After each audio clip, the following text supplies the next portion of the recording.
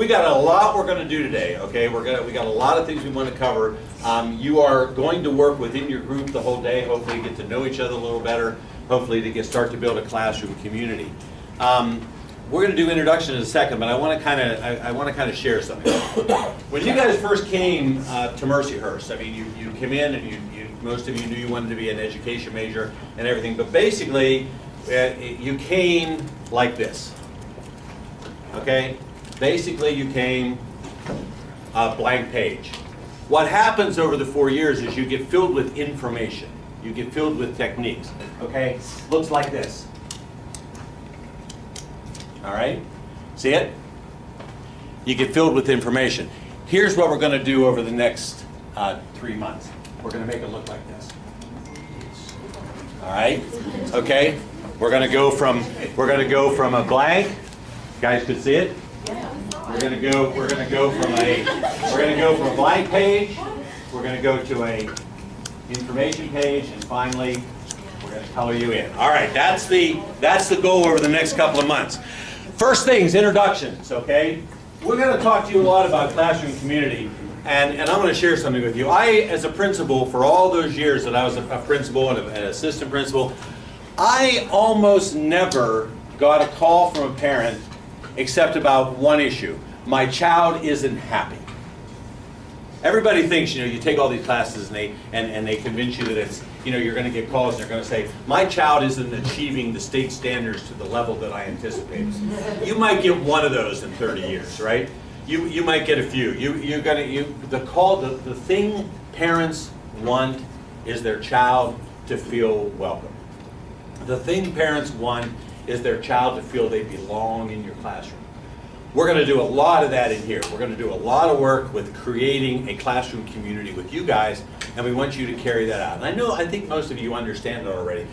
Guys, not to bash secondary, but typically a lot of times secondary goes out and they're thinking, I'm a math teacher, right?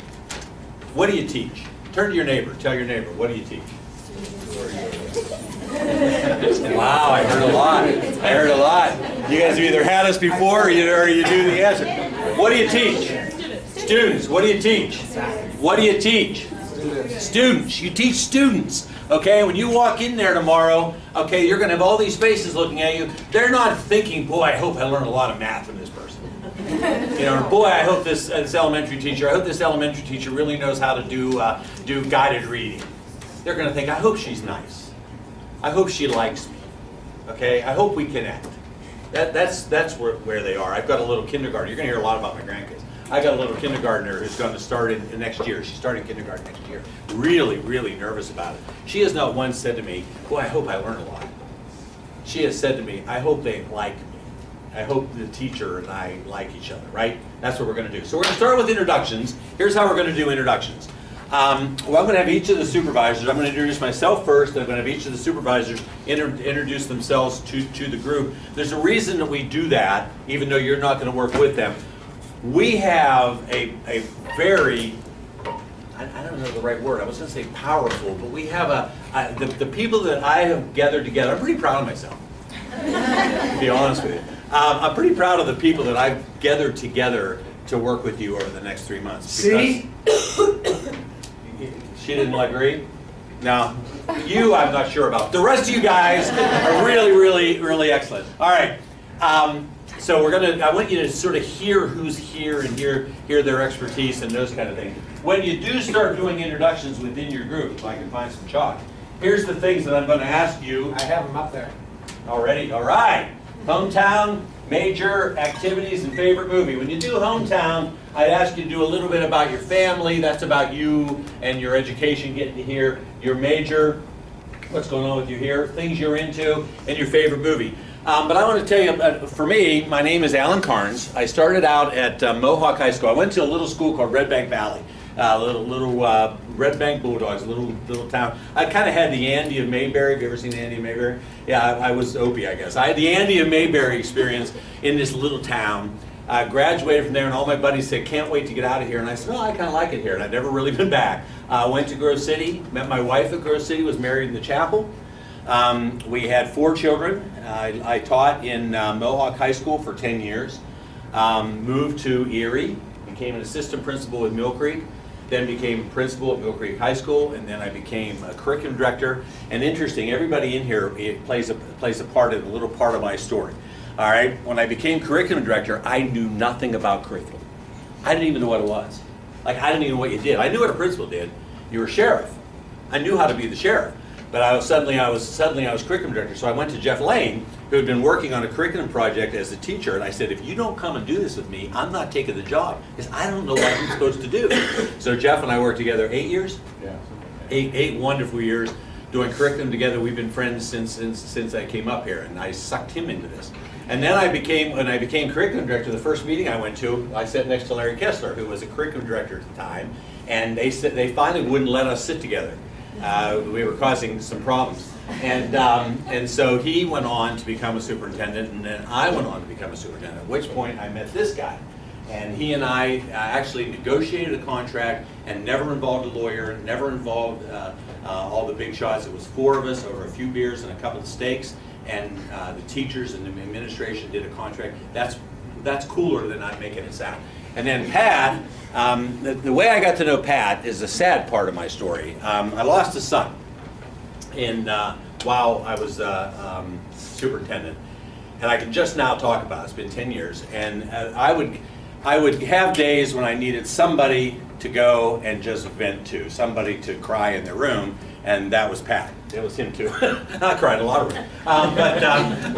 And Pat, a wonderful teacher. In fact, I went down to her school at one point when I was first there, and she goes, well, your quota's used up. And I said, what do you mean? I said, for the year coming to this school. She goes, no, for life. She goes, the former superintendent was never here as much as you've been here in the first 3 weeks. So they barred me from the building. But I got to know Pat. So that's how. And then Amy's a really neat story. I've known her family forever. In fact, my son desperately tried to date her sister. She had better taste than that. And so they lived downstream. Amy came over and is running the secondary program. Also a professor here. Also was a student teacher for me. So God, am I old? Was a student teacher for me, and now is back and working in that department. So that's kind of my story. My wife and I are semi-retired. I love this job. I love doing this with all of you, and I'm excited about the term. Let's start with we'll go around. Gleck first. Tell them about you. My name is Gleck, and that is my real name. I was raised in Pittsburgh, right outside of Pittsburgh in a little town called Bellevue, and that's why we're not talking about the football game last night, or yesterday afternoon. I'm still not over various calls that were made during that game. However, Blaming it on the official. no, we mean coaching calls. No, not a Ref did a referee. great job. No, not a referee. Like, I can't understand why a quarterback sneak can't get back. All right, move on. Go. I'm so sorry. I have 3 daughters. I have a stepdaughter and a stepson. So there's like 5 kids that I have. I am married. I have 5 grandchildren, 4 boys and a girl. And my sister told me one time that before I had grandkids, she said, when you have a grandkid, you will love your grandkids totally different and almost more than you love your kids. And I said, that can't be true, because I am the kind of dad that would throw myself in front of a train to do it, to make my kids' lives better. And all of a sudden I realized my grandkids are way better than my kids. Way better. Besides that, I can give them back. I went to Edinburgh University, and I got my bachelor's and my master's there at Edinburgh in administration, but then I got hired at General McLean, and I taught at General McLean School District for 35 years. I coached 20 years. I coached girls basketball there. I had a great career. And in the last 5 years, when I'm trying to slide out of my career, I met this guy, and he kept sucking me in to doing things. And after I retired, I was retired for about 45 days when he calls me up and says, come on, we're going to have lunch this afternoon. And that lunch this afternoon was this, and he got me into this, and that was 8 years ago. We've just had a great time ever since. I love what I do. I love teaching. And if we get anything from the people that are in this room, you will feel the passion that we have, not for our curriculum, but for you guys and for teaching. And that's what we want to instill in all of you. Try it again. Class. Yes. Class, class, class. Yes. All right, all eyes on me. One thing about class, yes. You never, ever, ever go on till you have everybody. You can train students to do things right, or you can train students to do things wrong. I've gone into classes before and the teacher will say, they just won't listen to me. And I've said, you're not making them listen to you. All right, if I do class yes, and two students are continuing to talk, I'm going to stop and I might do this, class, right? I don't need no barriers. Somebody just need to get them with me. Don't ever go on. All right, don't ever, ever go on. All right, now, did a little housekeeping there. We're going to do a little bit more housekeeping later, but I want you to really listen to me right now. Okay, because this is really important. Got several things I got to tell you, about 4 or 5. First thing I want to tell you, what you're about to do is going to be one of the hardest things you've ever done. You are succeeders. Let me tell you what I mean by that. You are succeeders. You went to school when you were little, and you started in school, and you got it. You were good at school. People who are good at school go on to college. People who aren't good at school get missed, get left behind, go into other things. But you were good at school, so you went to school. You went here. Came here, you were good at college. Right? You made it to here, got through all the hoops, got through everything. You're a succeeder. Some of you played sports, I heard the hobbies. Some of you did this, most of you, the things that you did, you were good at. All right, you're going to start out at this, and you're not going to be great at it right away. You're going to get up and teach a lesson, and it's going to bomb. I mean, everything that can go wrong will go wrong. And I've seen student teachers, I've seen young people just crushed. And what they really want to say to me is, I don't fail. I never fail, right? Yeah, you do now, because you're in something really hard, right? And you're going, and that's great. I love seeing a lesson where we're halfway through the lesson, it's going crummy, and you fix it. Or at the end of the lesson, you say, I know what I'm going to do tomorrow. I taught some of the very worst lessons that a human being could teach my first year. I did some things with students that are the worst things that a teacher, I'm going to tell you, don't ever do this, don't ever do this, don't ever do this, most of the time because I did it, right? I did it. But, like Jeff said, I got better and better and better. I talked to my son Stephen last night. I said, what year were you when you finally felt like you were pretty good at teaching? He said, end of 3rd, beginning of 4th year. Okay? This is not something you're going to get the first week. This is not something you're going to go in and all of a sudden just come to you. Some things will. Who was it that said you have talents? Jeff would say you have talents. Some of these things will really, you're like, I'm really good at that, but I am not great at this, all right? That's okay. This is the second hardest thing you'll ever do as far as your career. What do you think the hardest thing is? Your first year of teaching. Because this time, you got a bad cop over your shoulder. You got this person there to kind of keep you on track. You got this classroom that's already running. You got to think. The first year I taught, a couple true stories. First year I taught, I had cafeteria duty. I got to cafeteria duty Christmas, the day before Christmas, and I let the kids kind of be in my face. They weren't being bad, they were sort of in my face, and I was trying to keep them in the thing, and I was tired. I was up every night till like 11 o'clock, 12 o'clock, writing these lesson plans, trying to figure out what I was doing. I was tired. Kids left the cafeteria. I went into a little lounge area to the side there and cried. Sat and cried. I was just so tired. And I was just so in my face. There was just so much going on. And then I sat there and I cried. And then I got up, cleaned myself up, went and taught 5th period, right? At the end of the year, I walked to my car, a little Volkswagen Bug. I got in the car, and I'm a pretty ADD guy. I like to work. I like a lot going on. I got in my car, and I honestly sat there, leaned my head back in my car, and I said, I can't do 35 years working that hard. I can't. I can't be this tired for 35 years. Your second year of teaching is half as hard as your first year of teaching. I will say that to you 5 times during the seminar so that you remember it. And I've had students come up to me. Just the other day, I was down at Parker Elementary, or Parker Middle School, and a young lady teaching special ed down there came up to me and she goes, I remembered what you said. Next year's going to be half as hard as this year because this year's really hard. Okay, this year's really, really hard. All right, so this is hard. Be prepared to struggle. Be prepared to fail. And be prepared to succeed. And be prepared to have a ball. And be prepared to have the most fun you had in college. Because it is fun. If it isn't fun, go sell cars. You make more money, you don't have as much night work. Go sell cars. But if you get up there, if you were like me, I get up there and I thought, I like this. They're all looking at me and they're listening. I like this, right? You'll love it. At the same time, just know.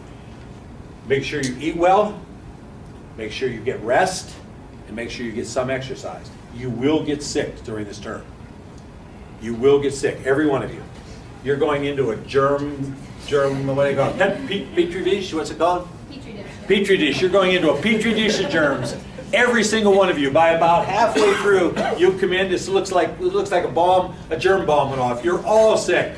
It happens. Trust me. Remember this moment. Eat, sleep, get some exercise. All right. That being said, now starting into what you've got in front of you. I want to talk to you a little bit about some do's and don'ts this first day. Do's and don'ts starting out, all right? When you get there tomorrow, don't sit. Don't wait. When the teacher says to the students, okay, work on this, get up, move around, help a little. I mean, you don't have to be in the teacher's way, just quietly move around. Don't sit. Every year, we have a lot of co-ops out there, guys, that say to us, I'm not taking student teachers from anywhere else but Mercyhurst. That's true, a whole bunch. I'm not taking anywhere else, because your kids come in and right away they start helping. Your kids come in and right away they get up and they get involved. Go to the teacher. Teacher says, oh, I'm going to have to run this off. Say, I'll get that for you. But be helpful right away. The second thing is, be patient. This is important. A lot of you guys, we're going to do a strut here in a minute. We're going to talk about the things you're anxious about. A lot of you guys are feeling like you're going to get there tomorrow and they're going to say, okay, by tomorrow I'll have a lesson plan, hitting 3 objectives and da-da-da, da-da-da, da-da-da. And you're thinking, I'm not ready to do all that. No, they know you aren't. Biggest problem you have the first week is boredom. It won't be stress. Biggest problem you have the first week is they make you just sit and watch a while. That's why you want to get up and help. But they're the co-op saying, I need to know where you are and I need to ease you in. And so you're going to be a little bored. A couple of things to do and not do during that boredom time. One thing to do is say to the teacher after 2 or 3 days, I need to observe some other teachers too. Can we set that up? Get out. That's part of this assignment sheet you picked up. We'll talk about it later. But get out. Get out some and do those kind of things. But the other thing that you don't do not, under any circumstance, get that phone out. Under any circumstance. At that point, we're going to turn to the electronic device sheet that you've got. We're going to read over it. We're going to sign it. And you're going to give it to me. Then I'm going to tell you a story. Find the electronic device thing. Read it over. Hand it out to you. It says there was a emergency contact, and then that's it. That's it. Electronic device policy. Reasons teachers have lost their certification in the state. Now, it's hard to believe that every month, what was it, half a dozen a month probably?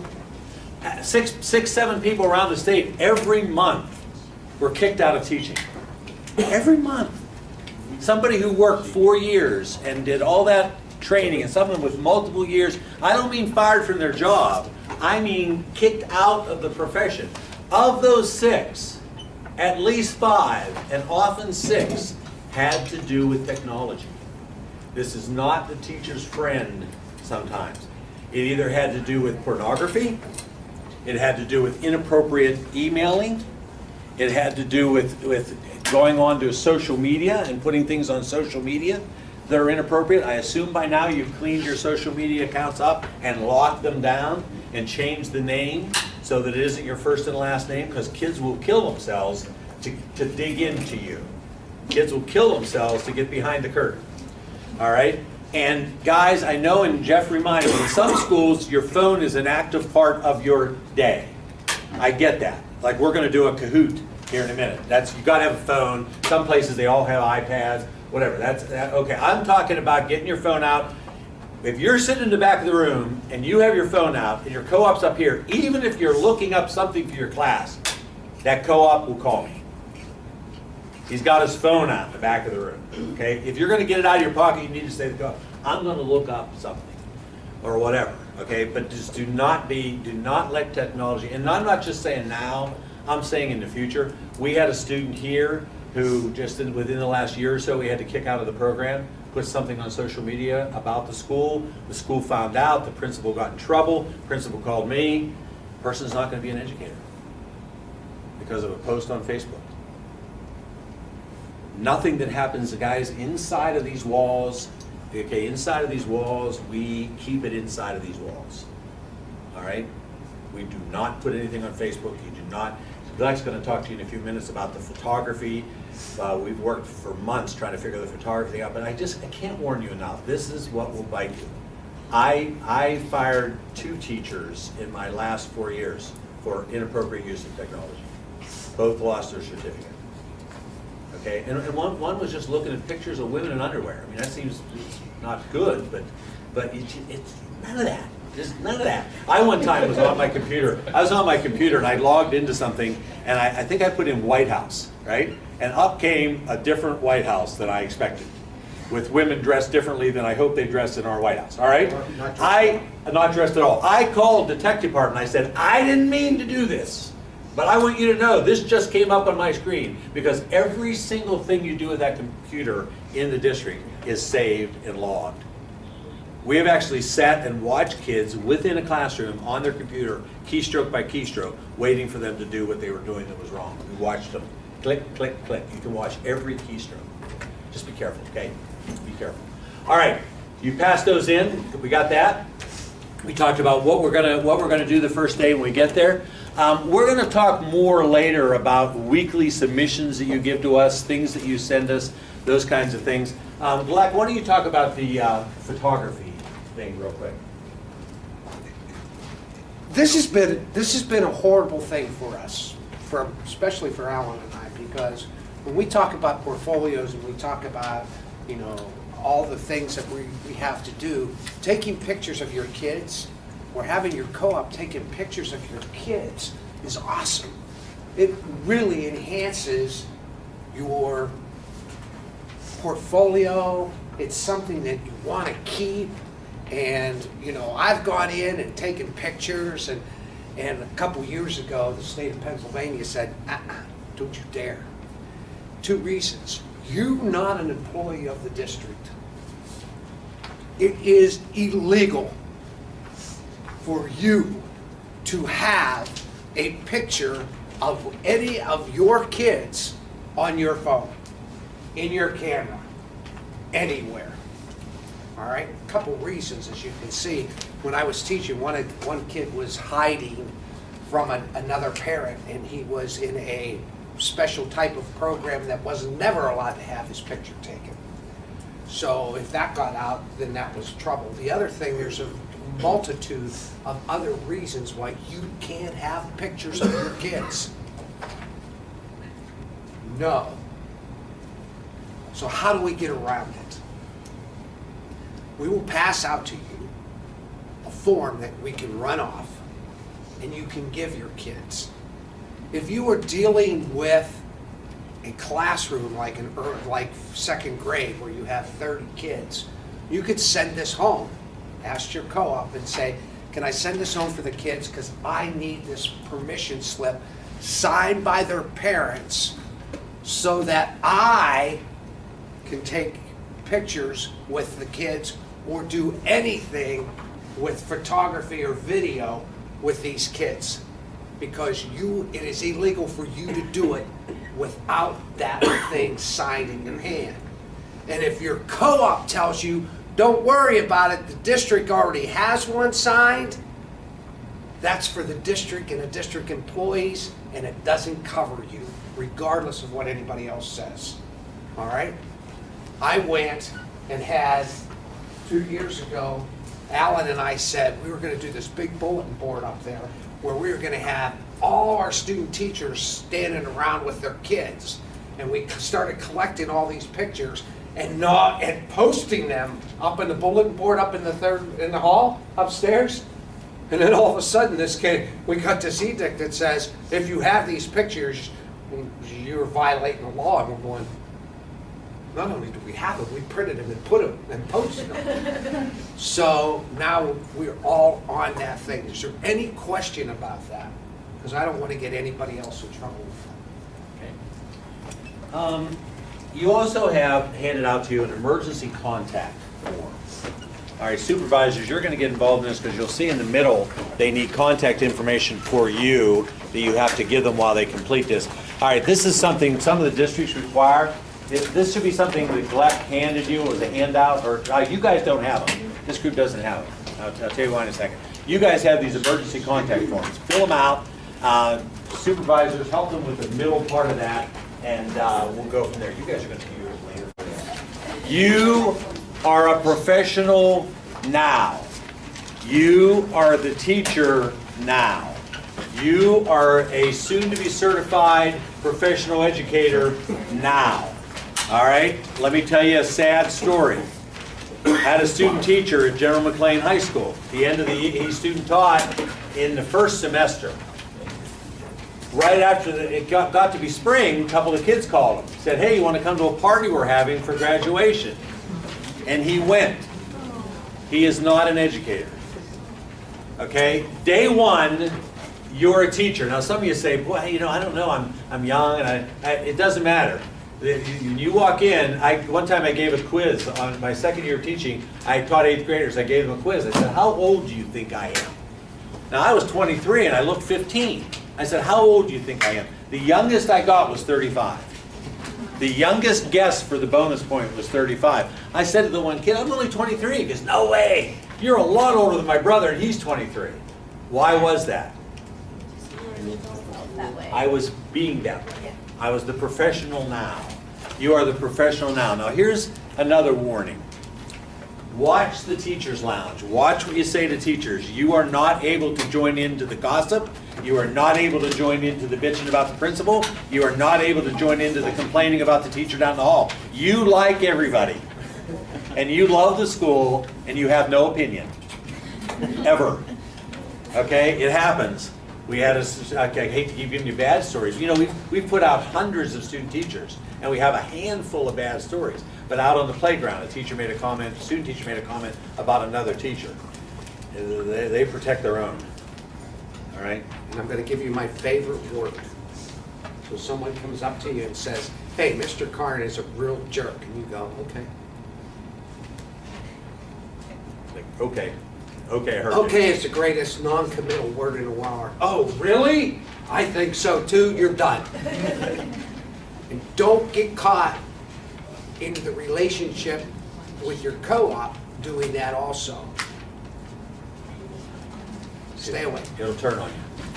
Be early, stay late. Do not, if they say be there at 8, that means quarter till. On time is late. You should be there before they get there. Be early, stay late. Don't rush out at the end of the day unless you told them you have a reason. And a couple last things. Everybody in the building, you're on an interview now. It's kind of interesting. You're interviewing now. For the next 14, 15 weeks, you're on an interview. You know who's really important in that process? The secretaries.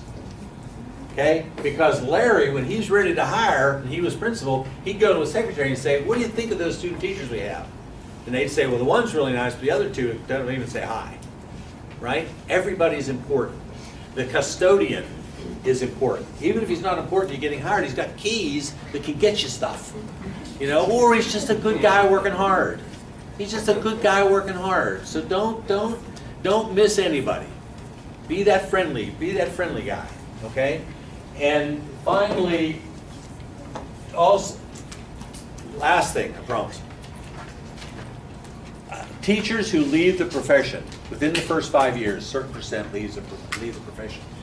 Turn to your neighbor and suggest to your neighbor, what is the reason those teachers leave the profession in the first 5 years? Go. Like they, I feel like, but they don't have to.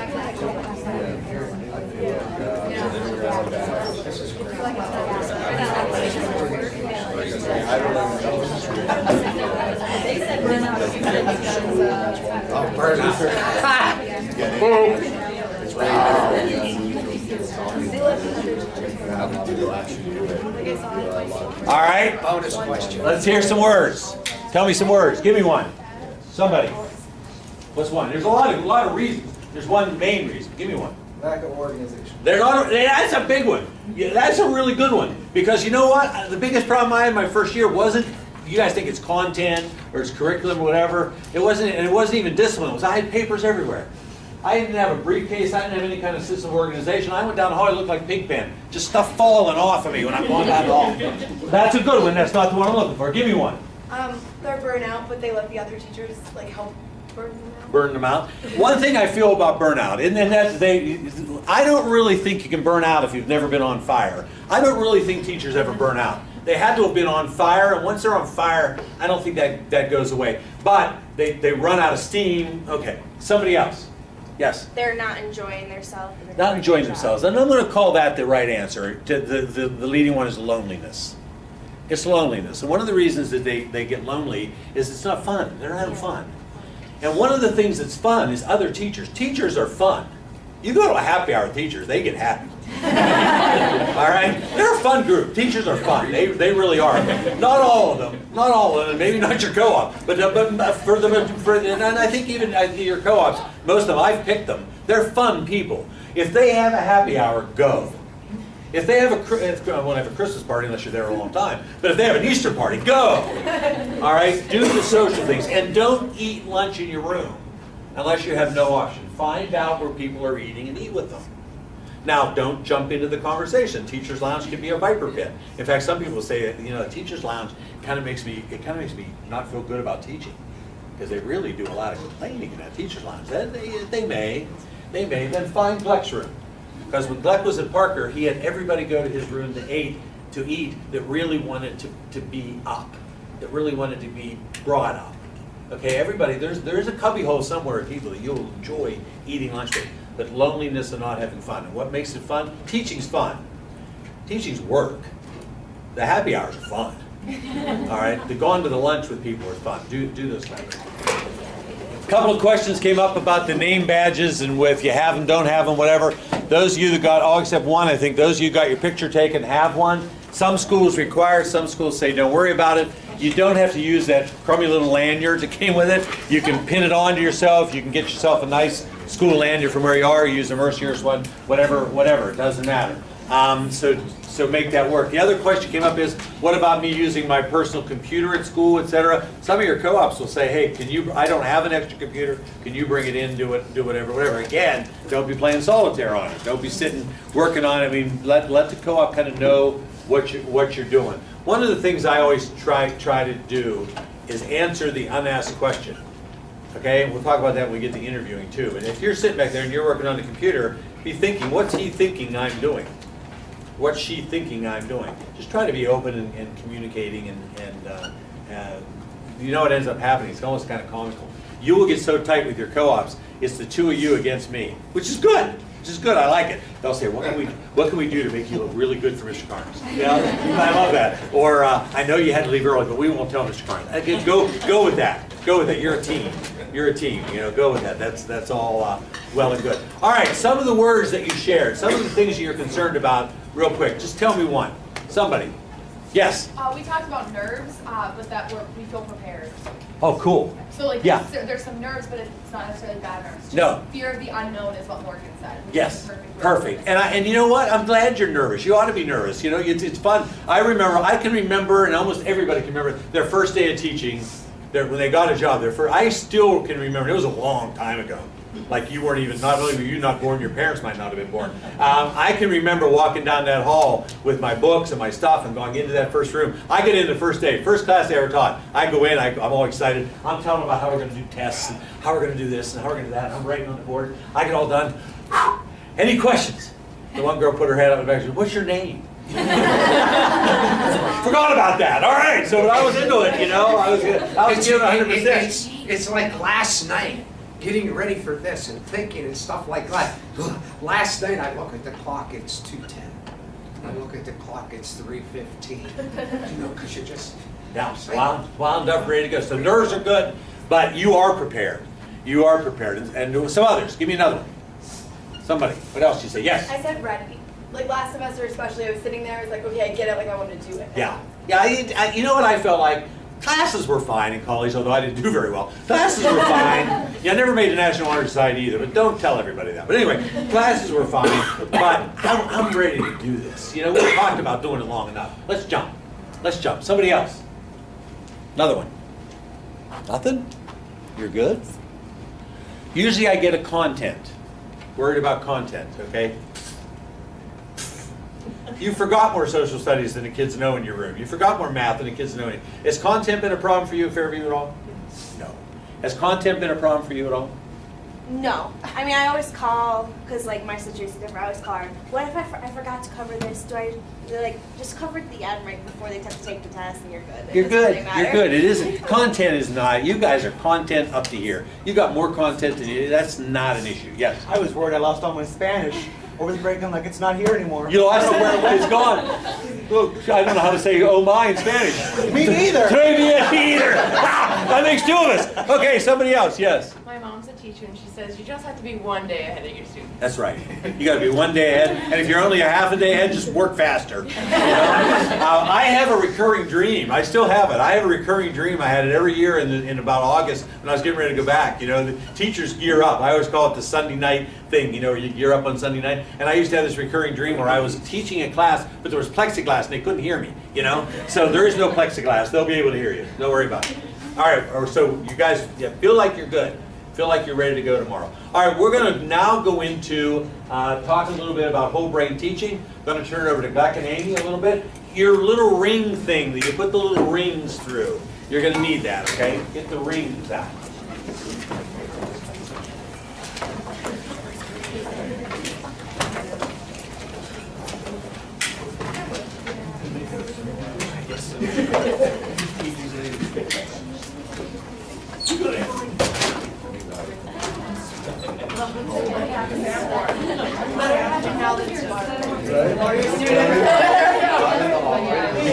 Now check this out. This is whole brain teaching on steroids. All right? This whole brain teaching started sweeping the country. It started in California. And now they've got thousands and hundreds of thousands of people and teachers all across the nation that are I'm going to buying use into power this. teaching to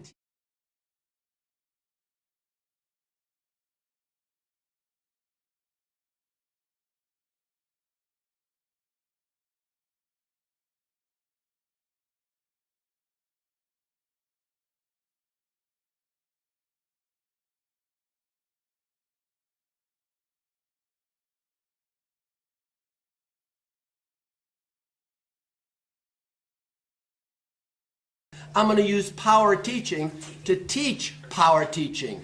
Give me an ooh. Ooh. Now when I say class, you say yes. Class? Yes. However I say class, that's how you say yes. Class, class. Yes, yes. Class. Yes. Classity, class. Yes, yes. Now, when I say teach, you say okay. And what I want you to do is, when you say okay, I want you to turn to your neighbors. Using gestures, teach your neighbors everything I've taught you. I've taught you the class yes and the teach okay. Here we go. Teach! Okay. So, he says class, he says yes. However, he says we say yes. He says teach, we say okay. Yes. Very, very good. Give me an ah. Ah. Now, look up here, please. I've taught you the class yes, the teach okay. Now I'm going to teach you the scoreboard. Give me a Today, we're playing for extra credit or dextra credit.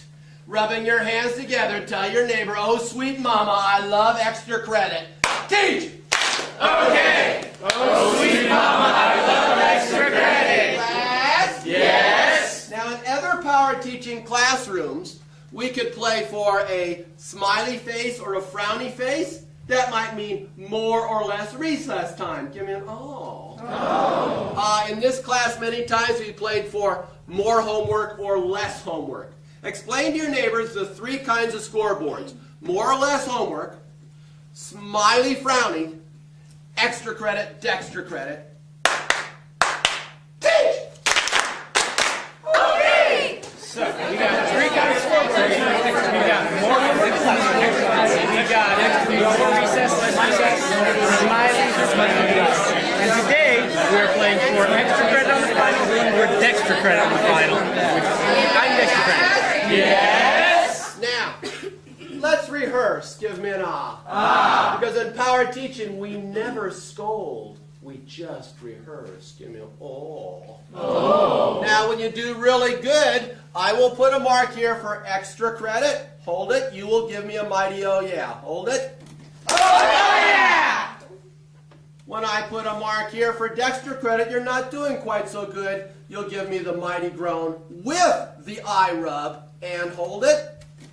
Oh. Class? Yes. Explain to your neighbor about class yes, teach okay, scoreboard, mighty groan, mighty oh yeah, and don't forget the mighty groan with the weepy eye rub. Teach! Alright, so far we've gone over this class, yes, now our first class is video. Right. Then we also went over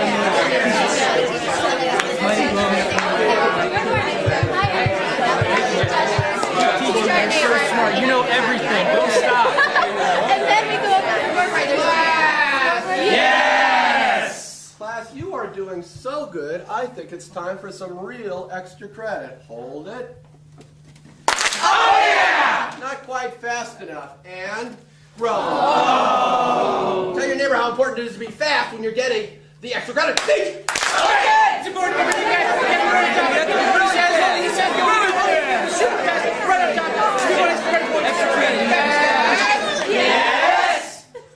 Class. Yes! Now in power teaching we micro lecture. Give me an ah. Give me gestures, please. Now usually teachers talk. And the more teachers talk, the more students fall asleep. But in power teaching, we speak briefly. That's called micro-lecturing, about 30 seconds at a time. Using gestures, tell your neighbors about micro-lecturing. Teach! Okay! So, we do micro-lecturing. 30 seconds to a minute, short lectures. Then we do teach okay. The longer you lecture, the more you stretch it out, the more students are going to lose. And we don't want that. We want students awake and energetic, so we do micro-lecturing, short 30 seconds. Yes! Now, sometimes in power teaching, let me see your faces, sometimes in power teaching we want to make a really big point. When we do that, we say hands and eyes. When I say hands and eyes, you're going to say hands and eyes and focus on me and give me that intense stare. Hands and eyes. Hands and eyes. Now, if you're a teacher, if you use hands and eyes, you'll get a quality of attention you never can believe. It's incredible. So hands and eyes, you've got hands and eyes now. We use this whenever we have a really big point. Teach. Okay. Alright, whenever we have and that's when we go like this and focus all of our attention on it. Get the attention. 100% attention focused on the teacher. Hands and eyes. Hands folded on the desk. Eyes focused on the teacher. Class! Yes! Now, give me gestures, please. Here's the 6th point we're going to make today. The 6th point is comprehension check. Give me an ah. How do I know if my students understand? I do a comprehension check. When I say teach and you say okay, what I'm going to do, and I would do this in a normal classroom, here it's awkward, but what I'm going to do when I do comprehension check is I'm going to walk around the classroom and I'm going to listen to what people are saying when they do teach okay. Hearing what they're saying, I can do a comprehension check. Class? Yes. We've now talked about 6 techniques of power teaching. I want you to teach all of those techniques to your neighbors while I do a comprehension check. High energy, extra credit, low energy, dextra credit. Teach. Okay. So,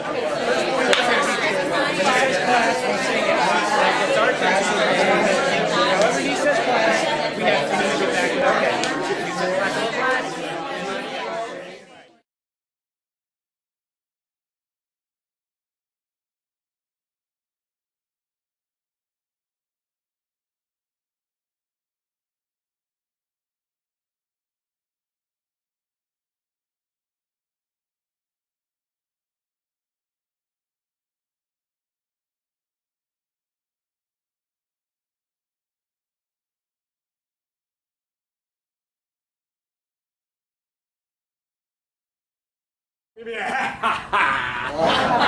Now listen, as I said that, I'm looking around and look at the smile. Everybody smiled. You think it's funny? What did they do? They laughed. What does that tell you? Turn to your neighbor. What did you see?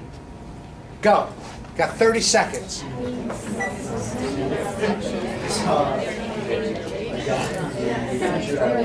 Class? Yes. What'd you see? Oh, he did a lot of like teaching and then reteaching, recapping. What else did you see? This goes on forever, by the way. Engagement. Louder. Engagement. Engagement. Kids were engaged. Let's look at the human mind for just one moment. I want everybody take two hands like this and put your pencils down. Put your hands together and look at your hands. It's about the size of your brain. That is your brain. For years and years and years, I went to school and I had a serious learning disability. I read my first novel when I was 36 years old. When I was a freshman in college, I bought all my books for the first time and the last time because they sat on my desk because I couldn't read them.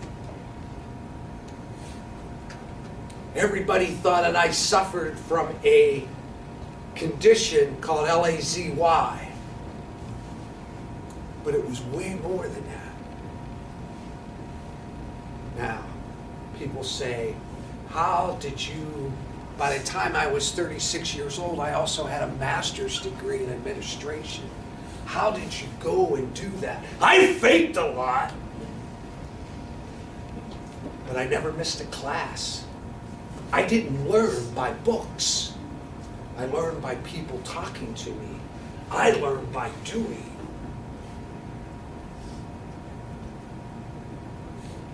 Whole brain teaching, if somebody would have done this when I was younger, I could have been way better off than I am today. Take a look at this and take a look at the frontal lobes, which are your thumbs, as you look at them. And wiggle those thumbs, because this is the thinking, this is the speaking, this is the memory, this is your movement. All here. Everything goes through the frontal lobe. Now, your temporal lobe is here. Fingers, look at it. Your temporal lobe has the hearing. It has feelings. It has listening. It has all that learning stuff is here. And then up here is a pectoral lobe, which is language. How am I supposed to understand what this person is saying? It's right in here. Back over here in your little fingers is your coordination, your balance, your vision. Everything is going together. Whole brain teaching is nothing new. It's just putting it all together. All right? So that you can say everything is going back through the frontal lobe. But how about if I teach and get movement and get hearing and feeling and touch and sight and everything moving together? What does that produce in a learner? Talk to your neighbor. You've got 15 seconds to tell me, what do you think that's going to produce in a learner? Go.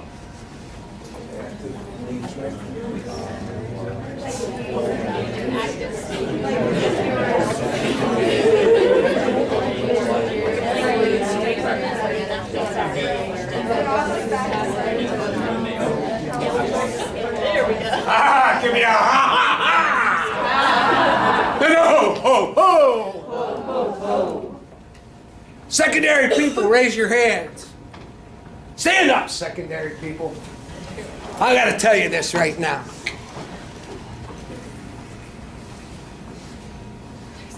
You're sitting there, and you're looking at me, and you're saying, I could never do this in front of a group of high school kids. Give me a ha ha. Raise a hand if that's what you're thinking.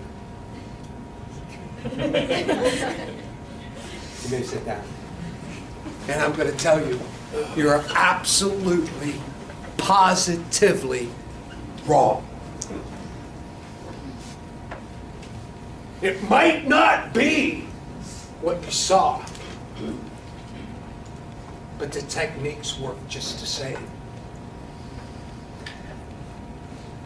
If you are uncomfortable by going, give me a ha ha ha, so will they be. See, I'm not uncomfortable. See, I do this with my college classes. And I get the same response. But I have everybody right here. They're laughing, and they're having a good time, but they're all doing it. I sell it. You sell it. We were sitting in an orientation for freshmen. Let me erase that.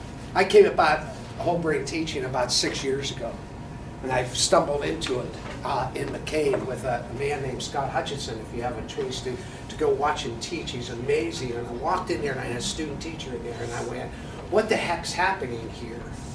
And Scott introduced me to a whole new world of whole brain teaching, of which I spent a year and a half, learning every possible thing that I could, and practicing it, and teaching it, and thinking about it, and then introducing it to my classes, and then eventually into our teaching techniques that we use, because I feel that strongly about it. All right? And then I'm in this orientation film in September. All the new freshmen came in, and they had all the faculty there, and I'm sitting there, and Amy gets up, and she talks about what she does in the biology class, and I went, Amy, come up here and show us. So for all those people that say, there's no way this would work in my class, I'm way too uncomfortable to do that, I can attest to that. So I remember when I first started teaching, and I would stand in front of the room and I would start to shake. There's no way I could tell my class, and then have them repeat, yes. What I found is the more interactive, the more engaged, the more they're going to remember the content I'm teaching. Now, I adhere pretty closely to the whole brain teaching method, mostly because I really buy into this whole movement and the whole gesturing.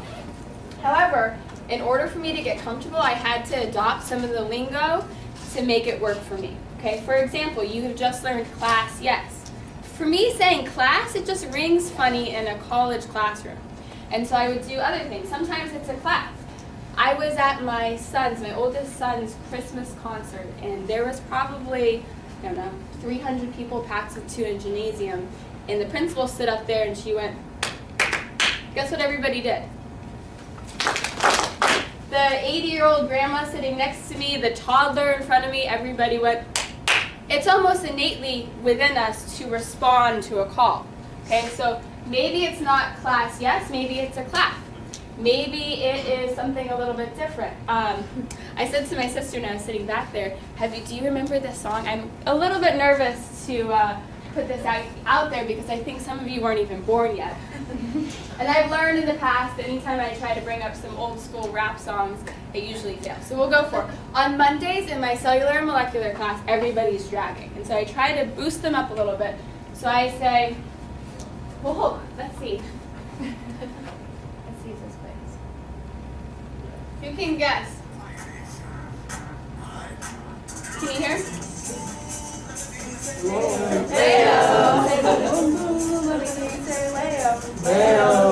Okay, so I saved that for Mondays. Now, let's say I break them into a group, and I don't want to be so high energy. I'll say, let me hear you say boom, boom, boom. Let me hear you say, or I'll say really, really quietly, boom, boom, boom. Let me hear you say. Okay, so it's some sort of call and response. Why? Let me blink this so you can see. Why are we having them call and respond? I send them into discussions. Why would I break and have them respond to me? Versus To get their attention back on you. yes, to get their attention back, right? A lot of times you say, hey, quiet down, eyes up here. And there's somebody in the back that's still, not focusing in. So herd mentality, getting them to think as a group, is often a great technique. But overall, why am I having them? Why do I care? So research for years, looking at student attention, let's say this is a lecture, and I'm encroaching on this time, let's say 10, 20, 30, 40 minutes. What happens after the first, let's say you begin class, what happens after about the first 10 minutes? There. Attention drops. Why? It's the same reason that YouTube, when YouTube first came out, prevented videos being more than 9 minutes. The human brain is not made to pay attention to one thing for more than about 10 minutes. Okay, so if you don't mix it up, Susie in the back is going to be daydreaming about the shoes that she should have bought at Macy's. Until the end, when she realized, oh no, the teacher said something about a class quiz on Wednesday. What's going on? Did somebody get the notes for me? Right? Who's been in this situation? Either teaching or as a student? Me. I still struggle with this today. And so, it is recommended that for every 10 minutes of instruction, you do 2 minutes of something else, the 10-2 method. Right? So at least you get something like this. Attention is still going to dip, but at least it'll be brought back up for a set amount of time. What do you do during those 2 minutes? Any ideas? Could you class? Yes. So we know what the research says is probably the most effective thing to do. Pair share. Pair share. Okay, so the cone of learning. Divided. What makes our students retain the information? Only 10% they will retain from us lecturing. We may think we are the best people to stand up here and share information. I am so interesting. Let me just fill your brain with knowledge. It's not effective. It's been proven over and over and over again it's not effective, but yet we still do it. Why do we do it? Because we watched our teachers do that. What is the greatest way, the biggest chunk? Down here. Teaching it to other students. Teaching others. Okay, so again, I love this whole, I buy in strongly to whole brain teaching. This is kind of a side bit. During my first formal observations, college level, they said, well, you get really excited, but you never finish labeling. I would write something and then move on. So that's just an admit. If you get excited like me, finish your notes on the board. Whole brain teaching uses something called gestures. Okay, where you I tell my students, take out your jazz hands. Or I'll say, let's move, meaning get out your hands. Okay, so everybody get out your hands. And for those secondary people that say, I would never, ever teach my high schoolers. Mike, I am way too cool to do jazz hands. I will tell you that in just about every student evaluation I've gotten at the college level in my cellular and molecular biology course, so these are students that are going on to med school, they say, I have learned that I learn best when I'm moving my hands. I really like it when you stop and make us move our hands. Okay, but is moving hands enough? No, what do you need to do? You need to move and you need to teach others. Okay, so whole brain teaching, it's called Teach OK. Same sort of thing with the class yes, where there's a call and a response.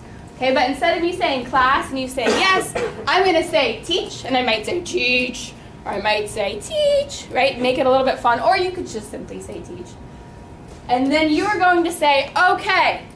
And you are going to mirror and teach the person next to you what I just taught you. Okay? Now my secondary students, you've already done the central dogma of molecular biology. Everybody, let's just say that.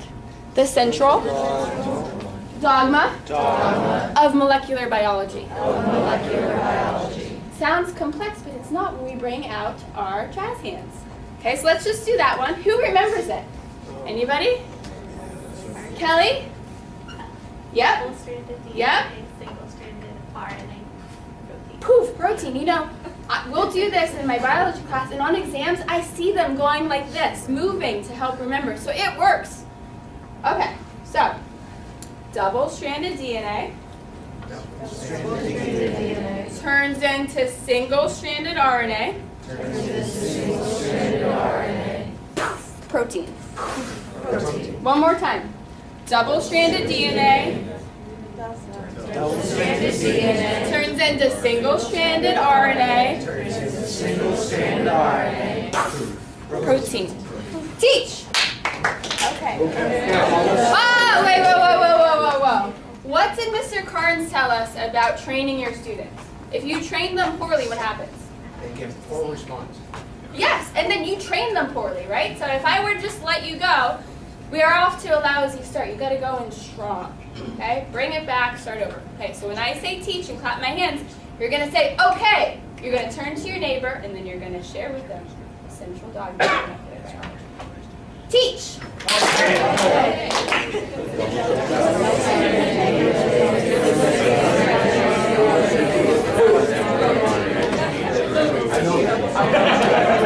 How do you feel?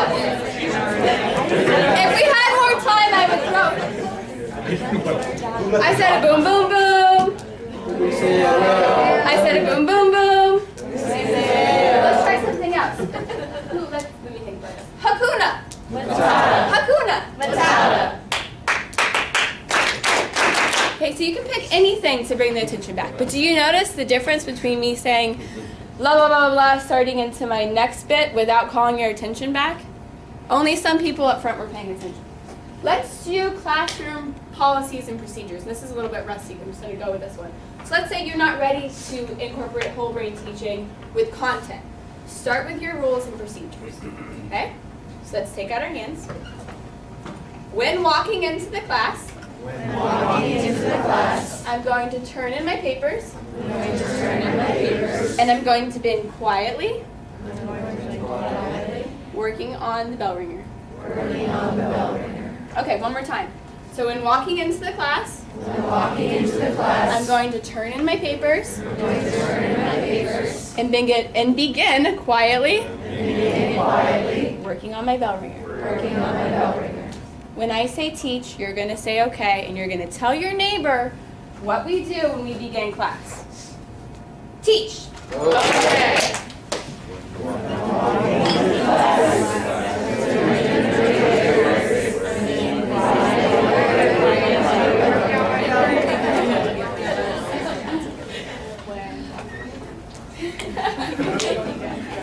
All right, one more.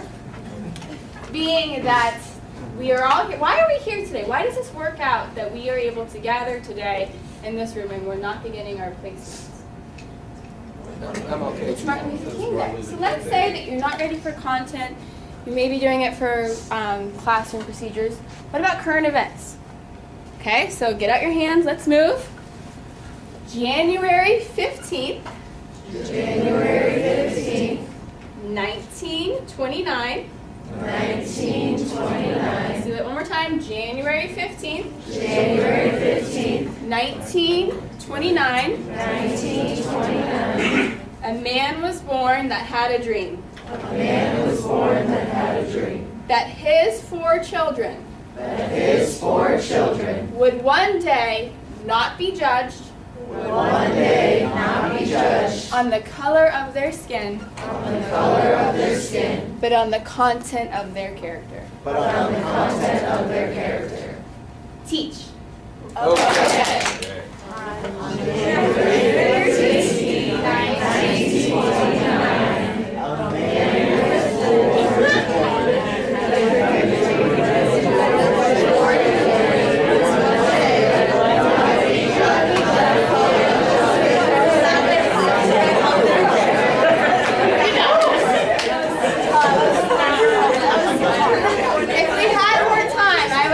each of you, what, class? Yes. If we had more time, I would ask each group to come up with their own.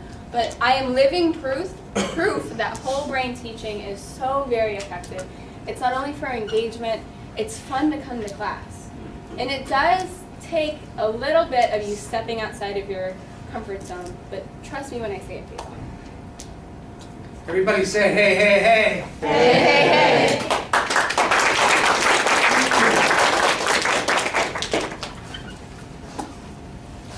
What year was Martin Luther King born? 1929.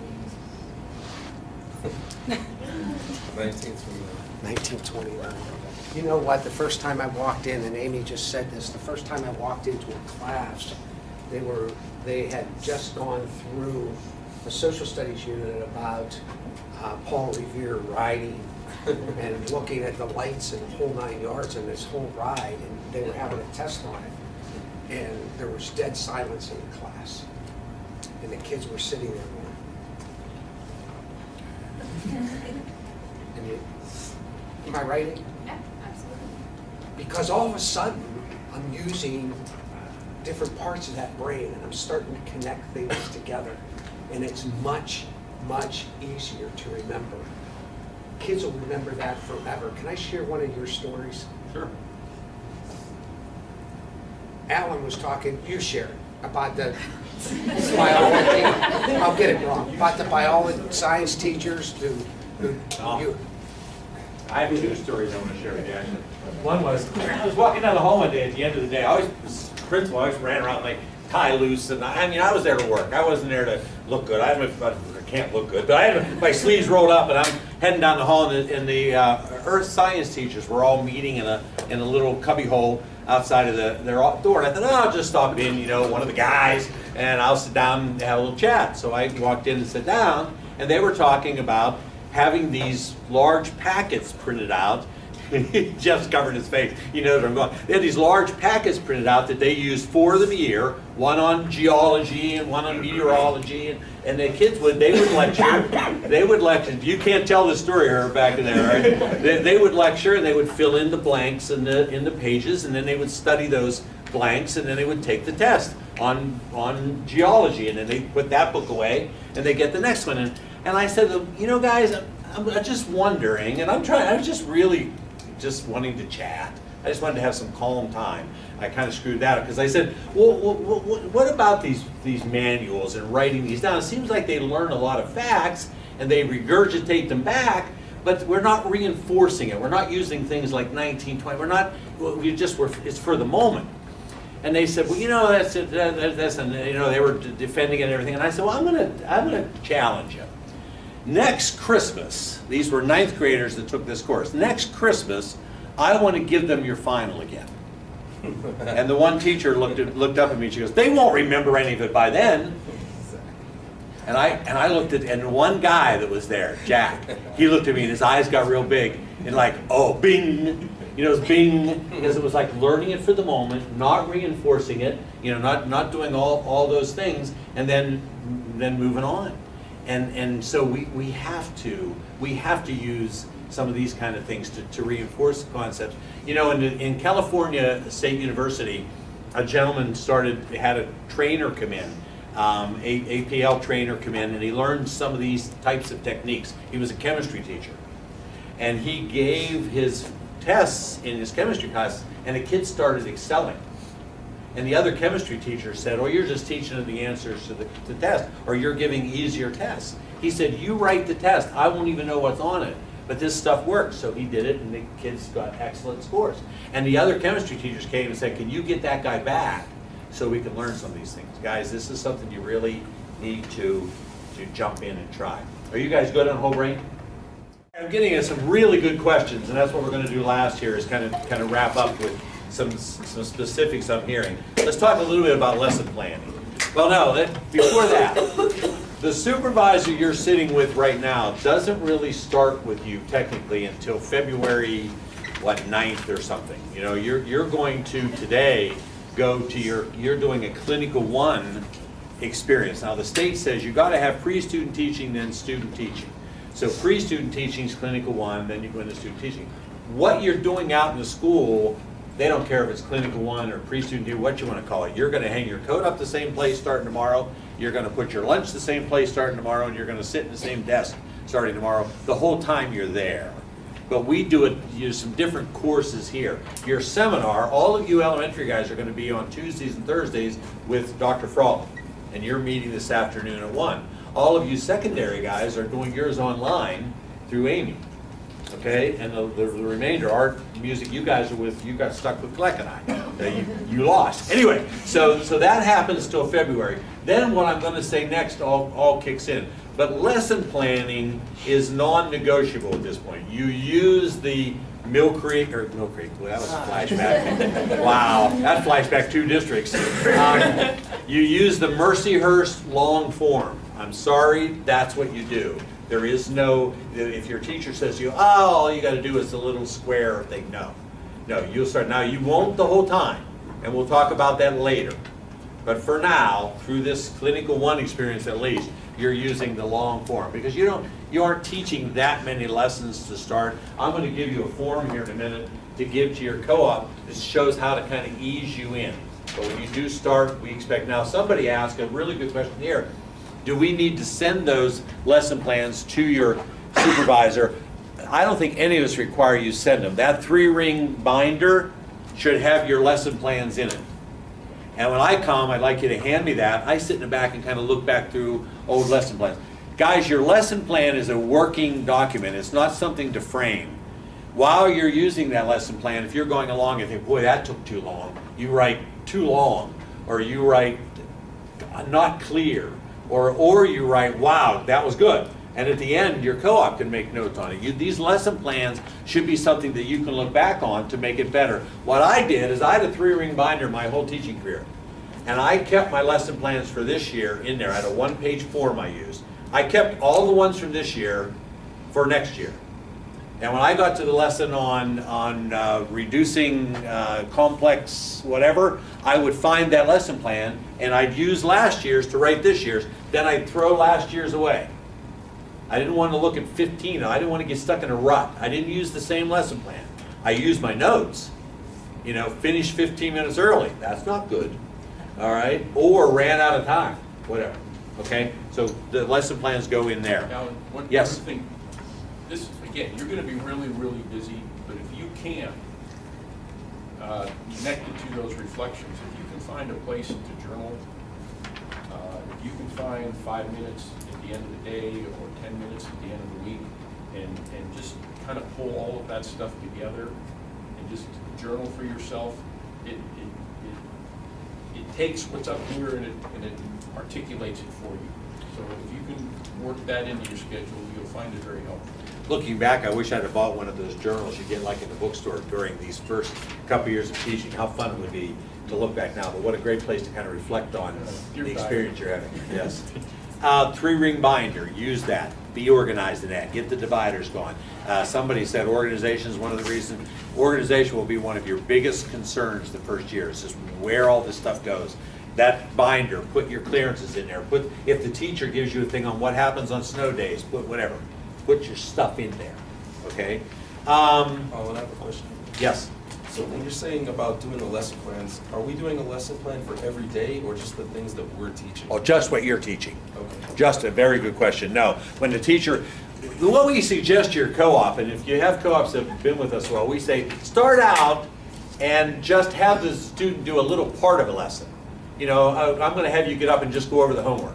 Or I'm going to have you get up and just go over this part. And then a nice thing to do, especially like in a secondary middle school, if I'm teaching the first period as the teacher, I'll say to you, I'm going to teach this lesson, then I'm going to give you my lesson plan. You teach the second period. You don't have to do everything I did, but just do, use mine as a springboard.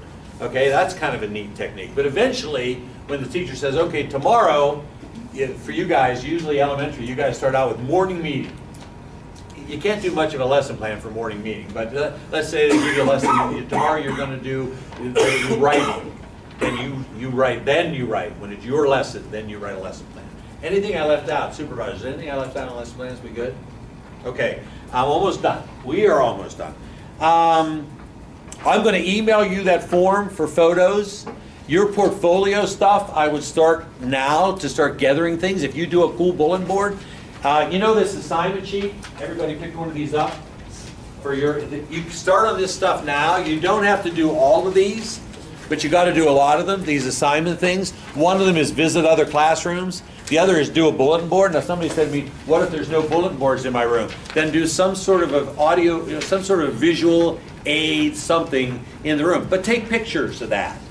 Take pictures of projects. If you create a big dinosaur in the back, when you bring a portfolio to an interview, if it's full of words, you might as well leave it in the car. Because we're interviewing 20 people today for 20 minutes.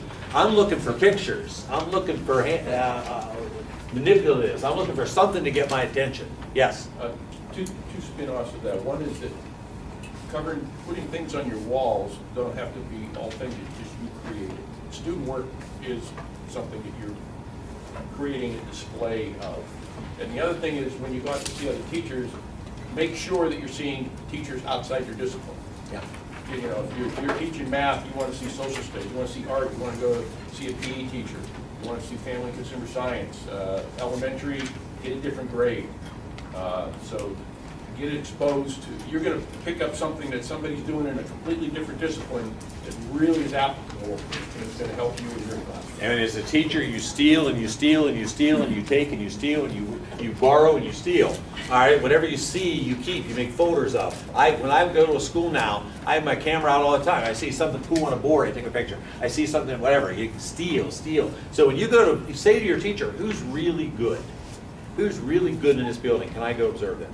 I don't care what they're teaching. You got a great PE teacher, go do PE. Whatever it is, good teaching's good teaching. You have a bio that you wrote for today. Get it out and give it to your supervisor, please. You had 2 copies. Would you give them both copies to your supervisor? Supervisors, I'd like one of those, and the other copies for you to put in their file so you get to know a little bit about it. Hand those in.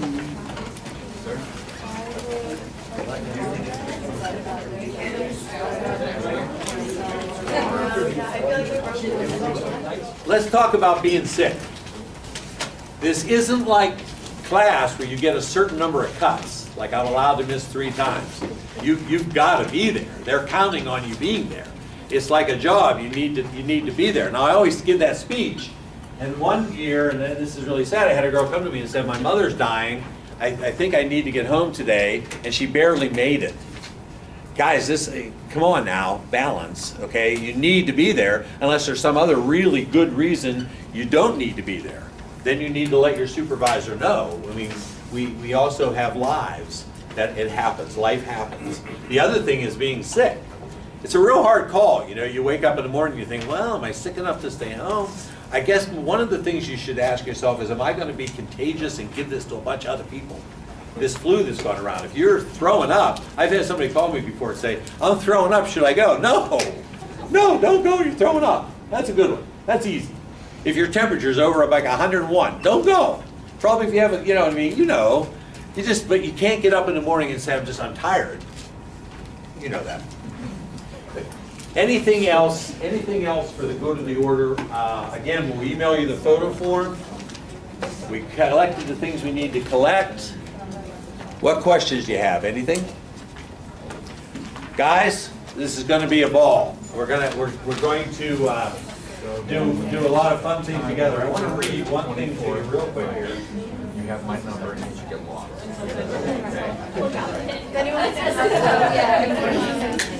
This is called Flowers. Flowers are red. A little boy went to school. Hang on just a second, guys. We'll do that at the end. Flowers are red. Little boy went first day of school, and he got out some crayons and he started to draw. He put colors all over the paper because colors are what he saw. And the teacher said, "What are you doing, young man?" "Well, I'm painting flowers," he said. She said, "It's not time for art, young man. And anyway, flowers are green and red." She goes, "There's a time for everything, young man, and there's the way it should be done. You've got to show concern for everyone else. You're not the only one." And she said, "Flowers are red, young man. Green leaves are green.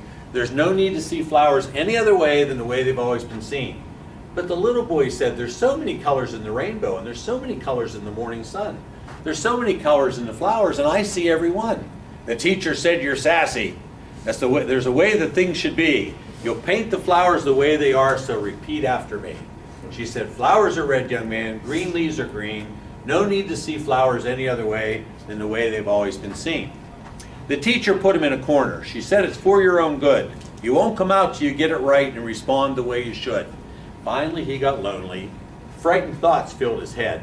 He went up to the teacher, and this is what he said. He said, flowers are red, green leaves are green. There's no need to see flowers any other way than the way they've always been seen. Time went by like it always does, and they moved to another town. And the little boy went to another school, and this is what he found. The teacher there was smiling. She said, painting should be fun. And there's so many colors in the flowers, and we're going to use every one. But the little boy painted flowers in rows of green and red. And the teacher asked him why, and this is what he said. Flowers are red, green leaves are green. No need to see them any other way than the way they've always been seen. My challenge to you, use all the colors. Start tomorrow, use all the colors. And for the next years and years and years, see all the colors in the rainbow. Okay? Have fun. Make it fun. Finish up with your supervisors. I'll be in touch. So you're not sending